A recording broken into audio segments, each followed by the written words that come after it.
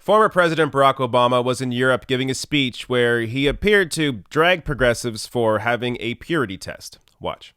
I know from experience in passing the health care law that I had to work on in the United States that was not the ideal health care program that I wanted to set up. It's what I could get at the time, and if I could establish the principle that everybody gets health care and get 20 million people more health care, even if 10 million still hadn't gotten it, that's what I'm going to do now. And then I'll fight some more later for the other 20%. So to go back to the point that was made by Conleth,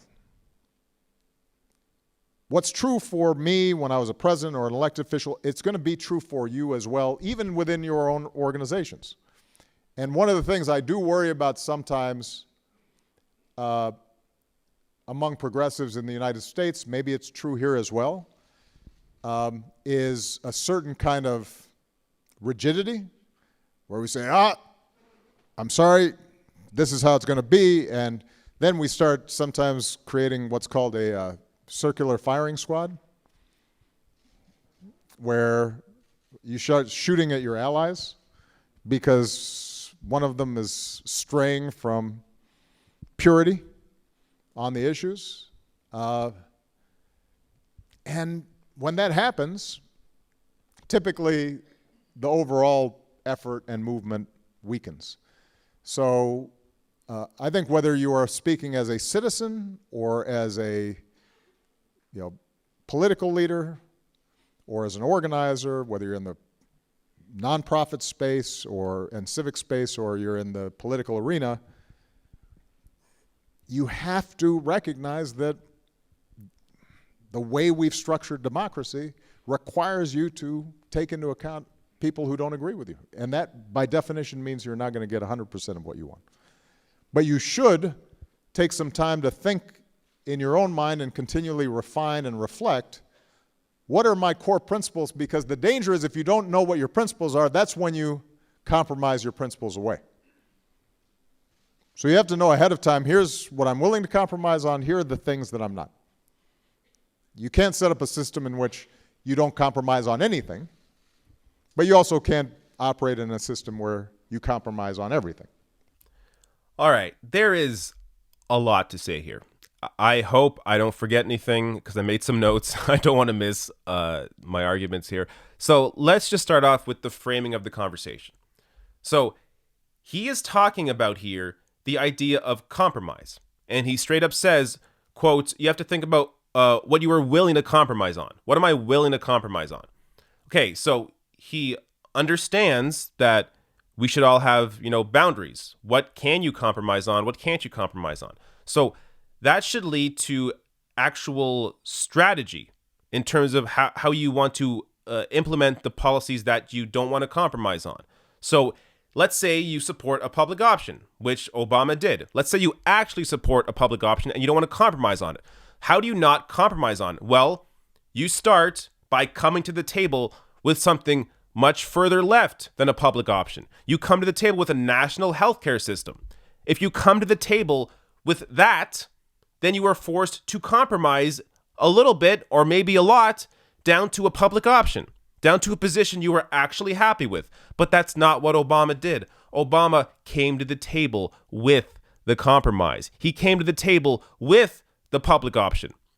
I mean, strategically, how was that a good move? It clearly was not a good move if he actually wanted the public option, which you can argue that he didn't ever want the public option because he came to the table with that public option. So let me give you some reporting here from The Guardian from 2009 that discussed exactly why, regarding Joe Lieberman, why Obama compromised on the public option. Obama, desperate to ensure that the reform bill does not fail, has told congressional leaders to rewrite the legislation to keep Lieberman happy by removing any real competition to private insurance companies in an effort to get it passed by Christmas. Some of Lieberman's critics see his stance on healthcare as shaped by his acceptance of more than $1 million in campaign contributions from the medical insurance industry during his 21 years in the Senate. The blocking of public-run competition is a huge relief to an industry that has been increasing premiums far ahead of costs and making huge profits while individuals are bankrupt by chronic illness. Many of the medical insurance companies are based in Lieberman's home state. So this brings us to the other problem here, the other issue with Obama's framing. Obama's framing is around, we have to be able to compromise. Okay, but what are you compromising on? Like, what is the basis of what you were compromising on? Are you compromising on what the people, the American people want? Do maybe, only 40% of people want a public option? So you're compromising down to something else? Or are you compromising based on what what big donors want, what insurance companies want, what big pharma wants? If that's what you're compromising to, then you can't say that this is a democracy, because you are simply compromising down to what massive corporations want, because they want to be able to make as much profit as possible. If that's your compromise, then you are not compromising for the American people, where the vast majority of Americans, the vast majority want a public option at the very least, but even a majority right now wants Medicare for all. Now, at the time, I don't know what the polling was at the time when Obama was president in 2008, 2009, but look, at the very least, the public option was still popular at that time. Now, Medicare for all may have not been 70%, but at that time, it was still something worth debating. So the entire strategy around this is broken. And on top of that, there's always this discussion around progressive purity tests. When, look, the vast majority of progressive policy that I support is supported by the vast majority of people. So Medicare for all, supported by the vast majority of people. Doing something about money in politics, supported by like 90% of people. The issue of taxes on multinational corporations, raising taxes on the rich and multinational corporations, supported by the vast majority of people. These aren't crazy ideas. These are supported by the vast majority of people, but within the walls of Washington, D.C., they are not, because in D.C., the donors control policy. So if you are actually talking about compromise, understand you should be compromising. If there's compromise, it should be based around what the American people want, not what donors want. So again, for somebody so intelligent, for somebody that has a lot of good qualities, Obama has many great qualities, but for him to just completely not understand strategy whatsoever, to come to the table with the public option and not something much far left of that, so then you were then forced to compromise down to something else. For him to not understand this basic idea of strategy and how to actually make a deal, it blows my mind that he still does not get this. Now, look, I'm not the only person that's pointing this out. So this clip was played on CNN on the weekend with Jake Tapper, and Katie Porter, freshman Democrat Katie Porter, came out and I think gave a great critique of what Obama said. Today in Berlin, Germany, he seemed to criticize Democratic Party for people, progressives, having a purity test and hurting their fellow Democrats. Take a listen. Then we start sometimes creating what's called a circular firing squad,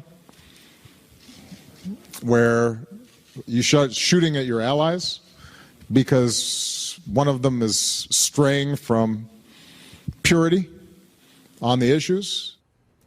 Congresswoman, do you agree with the president, former president? Is this a problem among Democrats? I don't think we should be afraid of ideas and of new ideas. And I think if we're going to energize the electorate, particularly millennial voters, we shouldn't be shutting down ideas. And so I think to the extent that there's been rigidity, it's been rigidity around the establishment. I'm a freshman. I'm part of a huge freshman class, and we're bringing a lot of new ideas and a lot of new voices to the Congress. And I think there's a certain amount of resistance to that from the establishment. So I think that we should not be afraid of having a dialogue and be afraid of people disagreeing with each other within the Democratic Party. It's only when it turns personal, when it turns to name calling, when it turns to dragging down other candidates, that I think it becomes a problem. But right now, I don't feel like the Congress has done that by and large. This is exactly right. The only rigidity being shown right now is from establishment Democrats who don't want to acknowledge what public polling actually shows them. Again, when the vast majority of people support Medicare for all, when the vast majority of people support higher taxes on the rich and multinational corporations, when the vast majority of people understand that big donors impact, and not only impact, but dictate policy in Washington, that means you should be doing something about it. So this idea that progressives are rigid, but the establishment is just being, it's the status quo is great. That's the problem. I mean, again, I don't understand. Look, it's one thing for sitting Democrats to pretend to not get it because they're being literally paid by their donors not to get that. But it's another thing for Obama, who is out of office, has no reason to bullshit about this, but continues to apparently not understand this. It's insane. So understand here, the progressives are not the ones being pure. It is the status quo, it is the establishment that is unwilling to change anything in terms of compromising on what their big donors actually want.